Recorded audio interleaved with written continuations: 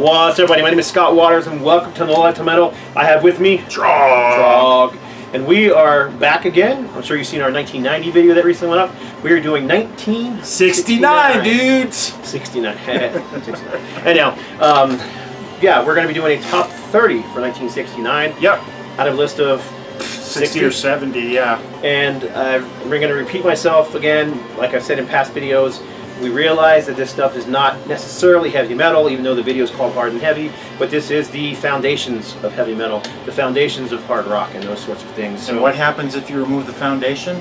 The house crumbles. It does. Yep. That's biblical. It is, kind of.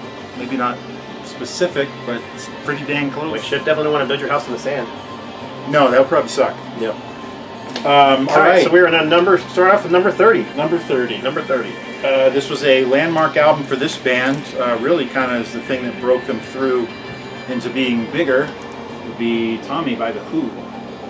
One of the first rock operas, maybe? Definitely. Maybe. This actually is take 2. We screwed up take 1. We did, so we're trying to remember what we said. Well, undeniable, this is not my favorite Who album by any stretch. But it's got a lot of great songs on it. Yeah, it's got Pinball Wizard. Huge hit. Yep, it's got... you never went to a party in the 80s without hearing it. No. It's got We're Not Gonna Take It, which includes, you know, See Me, Feel Me, Touch Me, Heal Me, all that stuff. I'm Freeze on here. Tommy, Can You Hear Me? It's got a bunch of great hits, and it's basically a story. I'm sure lots of you have seen the movie. Yep, used to go see it in the midnight theaters. Yep. They used to play that and like Pink Floyd's The Wall. Not The Wall. Oh, Live at Pompeii. Pompeii and all the weird little scenes. Yep. And, or you'd see stuff like Song Remains the Same. Yep. And then there'd be like all these people that were doing drugs there. I mean, I wasn't doing drugs. But drugs? I didn't smoke any pot. It was illegal, so I would definitely wouldn't have done it. Tommy The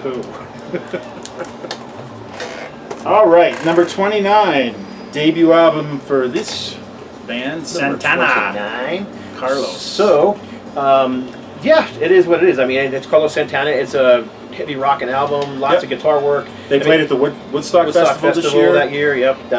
Big tracks on this were Evil Ways, Jingo, Soul Sacrifices on here, Fried Neck Bones. And then we were talking about this earlier, and we were discussing about whether or not it was, who was on the, Greg Rowley plays on this for sure. Yep. Greg Rowley, vocals and keyboards or organ. Whatever. And then we were trying to figure out and remember if...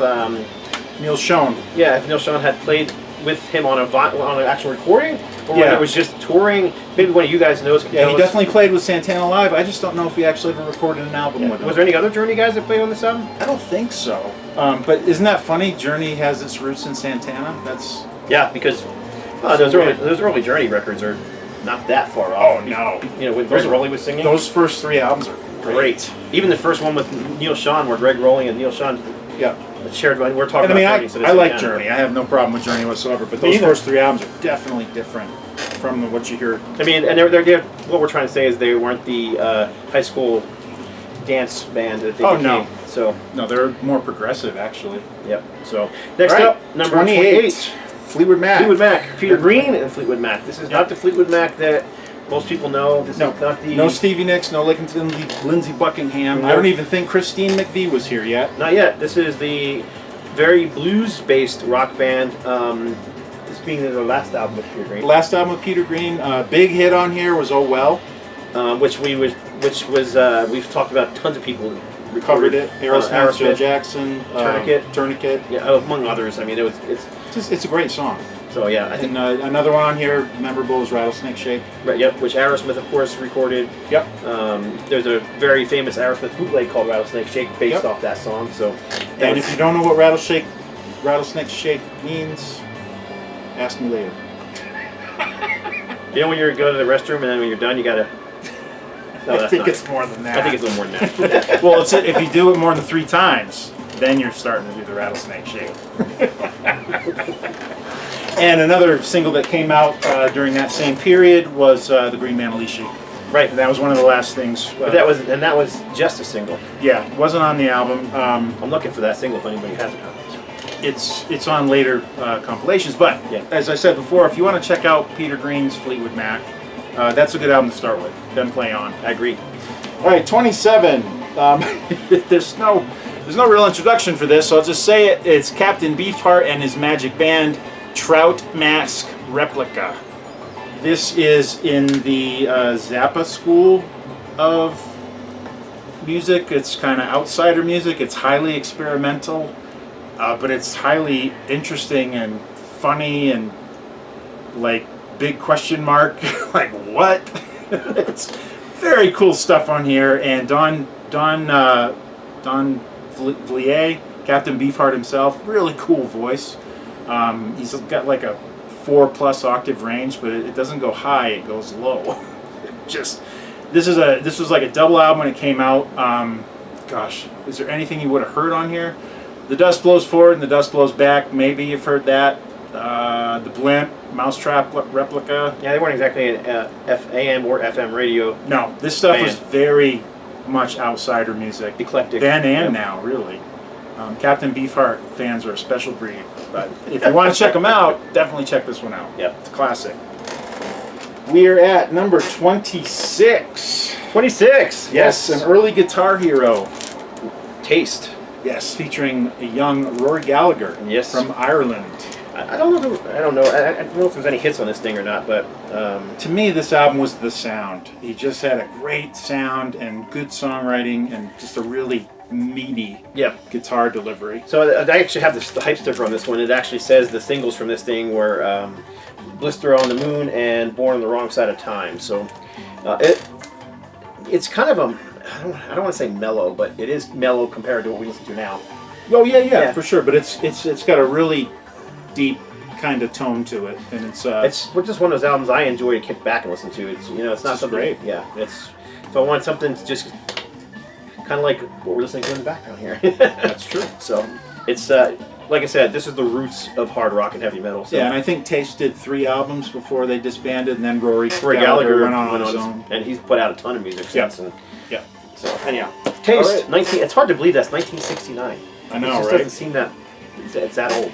Well, that was our bottom 5. I tried to think of Taste as being a mid '70s band, but they weren't. They were a late '60s band. So huge influence probably on the '70s bands that followed. But speaking of heavy guitar tones, oh yes. Now this is an interesting album because it was a solo album by Mr. Leslie West, and it was titled Mountain. Mm-hmm. Because he was a mountain of a man. He was a big dude.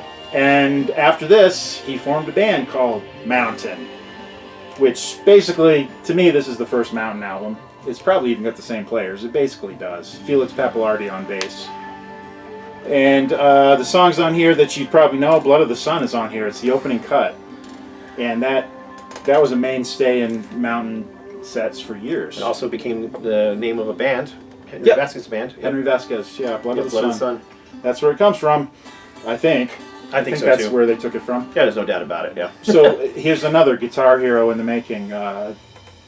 Influenced no less than the mighty Randy Rhodes. Randy Rhodes loved Leslie West. And it's funny though, but if you get onto any kind of music board these days and say who are the greatest guitar players of all time, you don't ever see him listed. He gets forgotten, but he's a great songwriter. He had a great voice, and just Leslie West, Mountain, massive proto. Yeah, influential. Very heavy guitar tone. Yeah, I did get to see him live in the '80s, opening up for Triumph. Man, they were great. And he just died 2-3 years ago now. Yeah, I think. Unfortunately, and he had lost a lot of weight too before he died. I mean, he looked good. Yep. So, but I don't know. It's like you want to see Leslie West fat because it's just like that's what Leslie West is. Same thing with Meatloaf. He looked great. Yeah. Yeah. Leslie West, Mountain, first album, beginning of a dynasty. All right, we coupled up on this one. Which one you want? That don't matter. Okay. This is more the roots of... This is like roots of punk right here. Yep. 2 bands, 1969, both debut albums. We got the Stooges, self-titled. And MC5. Kick Out the Jams. Now, MC5, to me, I always thought of as not necessarily a heavy band, but a loud band. And high energy, man. Very high energy. This is their debut. It's live, and it's like... balls out. Yep. It's such a great tone. And then you got the Stooges here, and it's like, wow. You know how most people know who MC5 is? Jennifer Aniston wore their MC5 shirt on Friends. That's right, she did. That was cool. Or they heard Kick Out the Jams, Brothers and Sisters on the Blue Oyster Cult album, which they covered Kick Out the Jams. And the Stooges, I hear, we got I Want to Be Your Dog. Which is, I still hear that on the radio to this day. Yep, No Fun. This was the beginning of some great stuff too. Iggy and the Stooges, Iggy and the huge. Stooges and Iggy Pop. And where do they both come from? Detroit. Yep. They were part of that whole Detroit movement with Alice Cooper, the Amboy Dukes, and all them. You know those bands, yeah. Yeah, this is definitely seminal albums right here. Love this stuff. Both of them great. Yep. 1969. And we're gonna couple up on a few bands because they just work together like that. Well, and some of these bands put out 2 and even 3 albums in 1969. It's like you can't even believe that nowadays. Yeah. So we are at number 23, and this I believe was album number 4, I think. 4 from Iron Butterfly. Because what's the one that came up before it?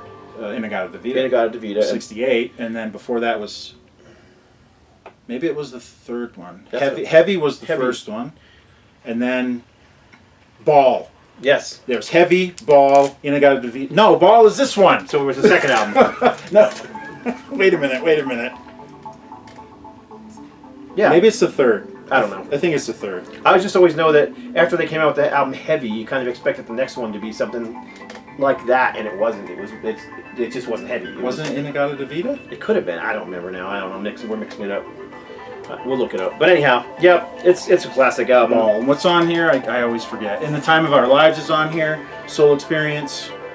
Real Fright. Bell to Beast. Yep. And Filled with Fear, which always were weird songs to me, but it's typical Iron Butterfly, except without the 17-minute epic. And the majorly cool drum solo. Oh yeah. And this is still the original band. It was before, Doug Engel was still there, the vocalist and keyboard or that organ player. The Inagata-Devita drum solo it's so simplistic, but it's kind of how awesome. It's kind of how I learned how to play drums. Yeah, it's just like this drum solo on Alive by Kiss. Yep. And then the elephant guitar comes in. Yep. All right, just for the sake of argument, here we go. Iron Butterfly discography. We had Heavy. Inagata-Devita was second. Ball was third. Yes. Then we had Metamorphosis, which was a different band. We had some different members in there. Yep. But Ball was definitely the last album of the classic lineup. Yes, it basically. was. And there was also a live one in there that they did too. But for sure, if you like that proto psychedelic sound, yeah, if you're into bands like Cream and that kind of thing, yeah, Iron Butterfly fit right in there. I mean, everybody was Inagata-Devita, so if you like Inagata-Devita, check out More Than That. All right, so we're at number 22. This is the birth of a powerhouse here too. Humble Pie. We've got Steve Merritt, two albums in '69 by Humble Pie. We've got their debut, which was As Safe as Yesterday Is, and then the second album was called Town and Country. Town and Country was a bit more following along the lines of what the band did. It was kind of a acoustic-based album. We've got Peter Frampton on both of these, but mostly we've got powerhouse vocalist Steve Marriott, who had just come over from the Small Faces and was now really coming into his own. I mean, one of the greatest classic hard rock singers ever. I mean, this guy could sing like few others, really. I mean, Jimmy Page even tried to get Steve Marriott into Zeppelin previously, and Humble Pie's management, in no uncertain terms, said, "How would you like to play your guitar with broken fingers?" So Marriott was not stolen from Humble Pie. What do we have on this first album? We've got Buttermilk Boy. We have got Alabama '69, and these are the roots of Humble Pie. We weren't quite kicking total ass yet, but there's some great songwriting on here and some great deliverance from Steve Marriott. Yeah, and I'm pretty sure that each song was written by like these guys all were songwriters, so they were all writing, like including Peter Frampton. And they had 3 lead singers in this band. I mean, Steve Marriott was the main guy, but Peter Frampton also provided lead vocals, and bassist Greg Ridley did as well. And some of these, I know that Gene and Paul were influenced by these guys, because you hear Greg Ridley singing along with Steve, and it sounds like Gene and Paul sometimes. Mm-hmm. So this was that era when bands had multiple lead singers sometimes, and it was really cool. No, a lot of bands did. The Beatles. Yep. Some didn't. The Stones didn't. Not necessarily. I mean, Yeah, I mean, Keith Richards would step in occasionally. yeah, but yeah. not that much. So you got "Take Me Back," Peter Frampton song. "Only You Can See," a Peter Frampton song. My favorite on here is "The Sad Bag of Shaky J." Great track. Which is a Marriott Yeah, love that song. song, and then "Home and Away" is also a Peter Frampton track. Yeah, Peter was definitely doing. He was definitely doing his share of the writing in these early albums, for sure. Before he became the super teen idol in the '70s with "Come Alive." Yep. But you get to hear when he was a bit more edgy. if you're a metalhead fan, are you allowed to listen to Peter Frampton? I don't know. I lost my rule book, so I just started making up my own. Humble Pie, 2 albums in '69. Hardworking bands back then. So what's the difference between these two? I don't recall. There's a reason I got them both. I don't remember why. Oh, cool.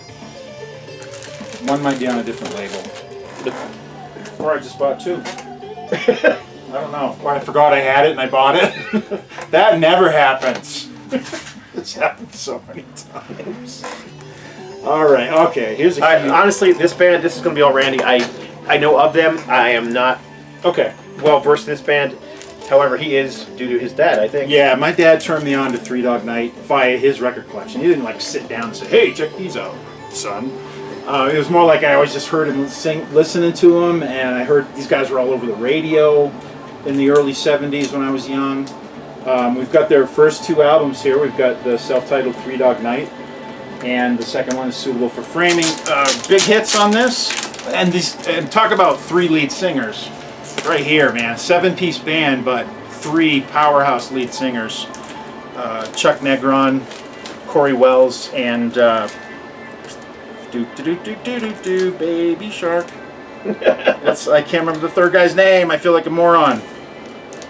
I'll look it up for you while you... Yeah. Big track on here, written by Harry Nilsson, was One. One is Lonely's Number. I mean, it's just... Corey Wells, Chuck Negron, and Danny Hutton. Danny Hutton, that's the one I always forget. And he's the only one that's actually left in the band these days. So on this one... That awesome photo on the inside of this thing. Yes, definitely cool. We've got Heaven Is In Your Mind, which actually was a Traffic tune. They did a lot of covers, but they totally made them their own. We got Chest Fever on here, which was a band song. Try a Little Tenderness, which was Otis Redding track. But these guys, I'm telling you, I saw them live with my dad in '84, and these guys sing their asses off, especially Corey Wells, because they did a set of Otis Redding tracks, and he sang his ass off. My dad and I were looking at each other like, wow. I was just a teenager at the time, you know. And what were the great ones on here? Suitable for Framing it's got a couple of my favorites, I believe. We got Feeling All Right, which was the track that Joe Cocker did, which I think also was a Traffic song. Eli's Coming, great track. Easy to Be Hard, another great track. And Celebrate, that's a great one, kind of like an anthem. Celebrate, celebrate, dance to the music. I wonder if Viagra should use Easy to Be Hard as a theme song. That's disgusting. I'm sorry. My mind's in the gutter. Three Dog Night. I love those guys to this day. I remember when I was visiting you one time, you were on a 3 Dog Night kick. Was I? For a while, yeah. Yeah, I think I was probably looking for vinyl, and I found a bunch of them. I think this one's next. My phone keeps shutting off. Okay, that was 21. So we've done our bottom 10 so far. So now we're in our top 20? Yeah, this is our top 20. This is the first one. This is actually the second album from this artist this year, but he was combined with an extra band. This is Neil Young and Crazy Horse. Neil's second album, his first one with Crazy Horse. Everybody knows this is Nowhere. Huge album. This has got Cinnamon Girl on it, Down by the River, Running Dry, Cowgirl in the Sand. It's a great album from front to back. There's just not a bad song on here. If you're a Neil Young fan, it's definitely a great one to start with. If you haven't heard him much, if you want to check him out, great one to pick up. If you want to check him out, I'd suggest go to Spotify and listen to it. Shut up. Neil Young and Crazy Horse. And Neil Young with Crazy Horse is some of Neil's heaviest stuff. Yep. I mean, that's when you get like Hey Hey My, and that's where you got you know, the live Rust album, Rust Never Sleeps, all that stuff. That's where Neil got heavier, was when Crazy Horse was with him. Oh, right. 19. Number 19. Debut album for Alice Cooper the Group. band. Now, this is very different from the Alice Cooper most people know. This Oh, is absolutely. not metal in the slightest. It's not even the kind of trippy stuff he was doing in the early 70s. No, this is more like Zappa, not Alice Cooper when they were like worshiping Frank Zappa. Yeah, so it's kind of psychedelic at times. But if you give it a bunch of listens and just kind of let it sink in, I really dig this album. I do like too. it a lot. And here's the thing. I mean, when I was a kid listening to Alice Cooper, there wasn't this large catalog you have now. No. So I can't remember which album I got first, but and then I started going back and I got this one and I was like, oh, that's very different. Yeah. But when you're a kid and you only have so many albums, you listen to it anyhow. Yeah, and I mean Alice Cooper didn't really find their sound and their traction until album number 3. The second album was Easy Action. With the help of Bob Ezrin, that's what. Oh, absolutely. Yeah, definitely. The first 2 albums, they're a bit directionless and they're a bit psychedelic, but not in the way that you're used to. It's kind of a mess, but it's kind of cool too. Yeah, there's some good songs on there. Definitely. This has got the early version of Elected, which initially was called Reflected. Same melody, basically. It's just the roots of that track for them. But This is actually the band cover. the band cover, yes, you can see, and it's also signed by Alice, and he signed this in '81. It looks like. I just happened to find it in the stacks of Zia, and it was only a few bucks. I was like, hey, this is autographed. And he lived it out there for a long time. So. Yeah.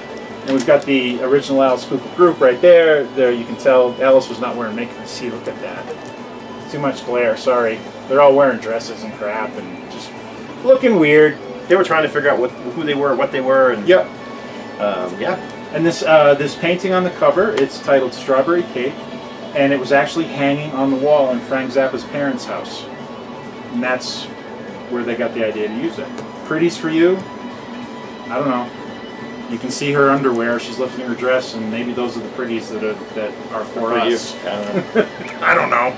Weird album, 69 Alice Cooper. They just put stickers on them, didn't they? Yep. See, a lot of times you'll find these used, and they're like, big yellow sticker around. or either that or it's torn because they peeled the sticker off, and it always tears pieces of it off. So anyhow. And it's not like you can really see anything. It's a cartoon. She's got granny underwear on. I guess you can see the mound a little bit. Ooh, the mound. Sometimes you feel like a nut. Sometimes you don't. All right, we got another twofer here, which is number 18. Basically what we got is the same man, his first solo album, and his band, the Mothers of Invention. We got Frank Zappa with Hot Rats and Mothers of Invention, Uncle Meat, which is basically a soundtrack to his first movie, which was Bizarro. It's very bizarre if you've ever sat through it. But Uncle Meat's got some great cuts on it. It's got Electric Aunt Jemima, which is my favorite on it. It's got King Kong, parts 1 through 6 is on here. Ian Underwood whips it out. A Pound for a Brown on the Bus. It's a weird album. If you like experimental stuff from Zappa and you don't mind sitting around for an hour and a half listening to the full thing, have I got an album for you. A lot of fun on this album. A lot of fun. This one, Different. Very different from that one. much more accessible. Yep, but it sounds like classic Zappa. I always loved the cover. I don't know, it's actually a very metal-looking cover for some. That's actually, I think it's Miss Christine from the GTOs, the Girls Together Outrageously, one of the groupie chicks that used to hang out with the Mothers and Zappa. But she's actually wearing a gauntlet or something like that. Yeah, she's crawling out of his pool, basically. It looks like she's crawling out of like a tomb or something it like does. that. And this is a great album. Captain Beefheart appears on here. We've got Peaches on Regalia, which is a song that was in his set forever. Willie the Pimp is awesome. I believe Jean-Luc Ponty plays on here too. Does he? Yep, I did not know that. I believe he does, because there's a bunch of violin on here. See, I learned something new. Let me see. Musicians, Captain Beefheart. Yep, Jean-Luc Ponty. Told ya. There you go. Right on. Bunch of other guys. Let's see who else is on here. Anybody that What you got here? I don't know what that is. For $1, you can't. That was one of those Warner Lost Leaders. The Zapped album. Yeah, this is a cool album for sure. If you're just starting to investigate Zappa, that's a good one to start with. His very first solo album released as Frank Zappa. And then you might want to, check out Apostrophe and We're Only In It for the Money. Overnight Sensation. Overnight Sensation, for sure, yeah. Yeah, Zappa and the Mothers. We had to combine them. Uncle Meat was a fun album. Me and Kev used to listen to it the first summer I met and joined DT Seizure. We listened to Uncle Meat constantly. And there's a ton of weird quotes that we used to pull from it, like, my lips are getting hairy. That was one of them.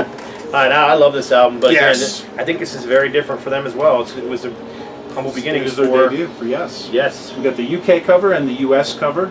I always preferred the US cover because it was a cool picture of the band. And that's the one I always had. So this one was kind of always like a once for me. It's like I had to go looking for that right. one. And but when I was younger and we didn't have the internet. Right. Finding this was impossible. Oh yeah. And let's see, my favorite. I just came off of a 2-month Yes binge, and I got to listen to this one and Time and a Word, which is the second album. Was America on this one? No. Follow-up? America was done during the Close to the Edge sessions. Okay. My favorite cuts off here, though, are Looking Around. I'm sorry, I was thinking of Sweetness is on this. That's it. Sweetness is a single. And also Every Little Thing was a Beatles cover, which I love. Great track. And Looking Around has got a great organ riff in it, courtesy of Tony Kaye. The more I listen to these first two albums, they're totally different from the Yes of later, but they got a style all their own, because guitarist Peter Banks was on here. He had much more of an edgy sound than Steve Howe had coming on album number 3 and beyond. But these have a certain charm. The first two albums have a certain charm all their own. And Peter Banks went on to do his own thing. He did, which sounded more like, very much like Yes. He was in Flash, wasn't he? Flash, yep. Which sounded a lot like what Yes was doing at the same time. Right. Very proggy, long songs, jams. I mean, that really heavy bass tone that Chris Squire had. Anyhow, they don't have that heavy growling bass tone on these albums. Not so much, no. But I mean, Chris Squire's on here. It's just he had that. There was something heavy about Yes because of him. Oh yeah, that he had that Rickenbacker sound that just was dirty, very nasty Ricken bastard sound. Yep. Yes, yeah, I've definitely become a bigger fan of this album over the years than I used to be, for sure. Yeah, I've been. The reason I was asking about America I've had in my head the wrong song, but I've been trying to get the single for Sweetness, and I was mixed up with America. Gotcha. All right, this next one. This was one of the ones we got to do a lame-o one because. Oh yeah, my fault.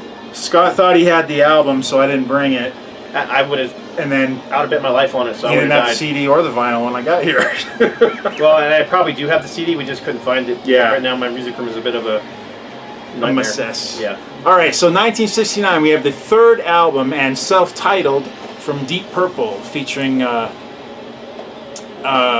cover painting by Hieronymus Bosch. I believe it's called The Garden of Earthly Delights. And it was the last album for Rod Evans? Rod Evans, vocalist, and Nick Simper, bassist. Right, and Rod Evans went on to form Captain Beyond. Yep. Which I absolutely love. So these first 3 Deep Purples have a kind of a special place in my heart. Believe it or not, this third album is one I'm probably the least familiar with. But it does have a track on it that is one of my favorites from the early Purple lineup, which was Chasing Shadows, which is the opener on here. We've got another cover. They did a bunch of covers on the first 3 albums, and on here they do Elena by Donovan. Another great track on here was Bird Has Flown, a bit heavier than the rest of it. It's definitely, I love that original Purple lineup. I love the sound. Mach 1. That they had. Yep, Mach 1. It wasn't the heavy metal that Mach 2 was, with rock and Machine. It was more. It was more of just a straightforward rock and roll thing. It did have its moments though, like in tracks like Hush was very heavy. Mandrake Root from the first album was very heavy. Yep.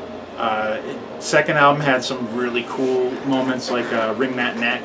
Kentucky Woman was cool. That was a Neil Diamond. Neil Diamond track, Yeah, Yeah. But they rocked it. They totally did. Yep. I love their version. So all right, that was number 16. So we're in the top 15 now. Top 15. We've got another twofer coming at you in the form of Sonny and Cher. Blue Cheer. Blue Cheer. All temperature. 2 albums this year from this band.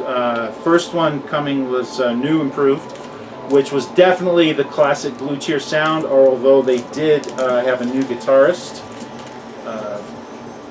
Bruce Stevens, and they brought in a piano and organ player. So they were now a four-piece instead of the usual 3-piece from the first 2 albums. This Blue Cheer album has probably my favorite cut by them, hands down, which is Fruit and Icebergs. I'm laughing because I just noticed the picture of Dickie up here. That's hilarious. Oh yeah, he's like doing a cousin hit. Yeah. It looks kind of like Chewbacca almost. Yeah. Blue Cheer, the self-titled album, which was their 4th, came out a little bit later in '69, and it was a bit more. They were trying to go a bit more commercial. Like we got Hello LA, Bye Bye Birmingham on here, which was more of an accessible kind of single. It's like they're trying to write more hit songs. It sounds like to me. This is definitely not your classic Blue Cheer sound. Yeah. Like Louder Than God kind of sound.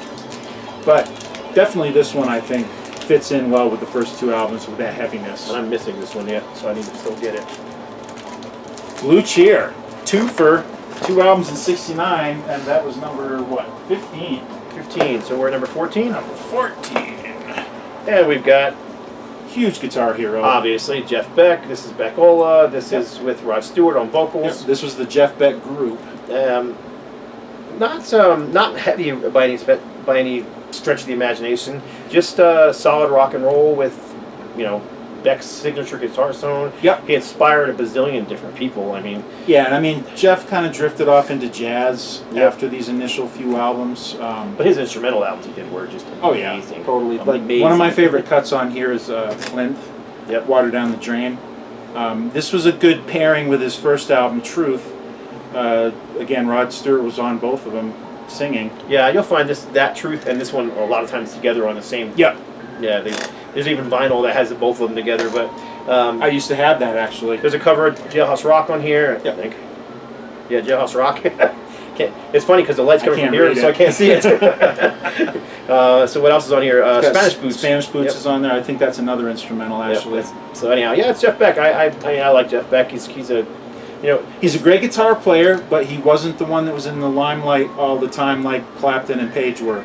He was the other Yardbirds guitar player that it's almost like he shied away from the limelight a bit, and he didn't quite have the commercial success that he Clapton was so and Page hugely did. influential on so many different bands, especially with some of the band. I mean, Joe Perry was a huge Jeff Beck fan from Aerosmith. So was Brad Whitford, for that matter. So And Frank Zappa always said he was the most fluid guitar player he ever heard. and then Jimi Hendrix came along and made them all drop their guitars down the ground. So Right. But yeah, Jeff Beck, definite innovator. So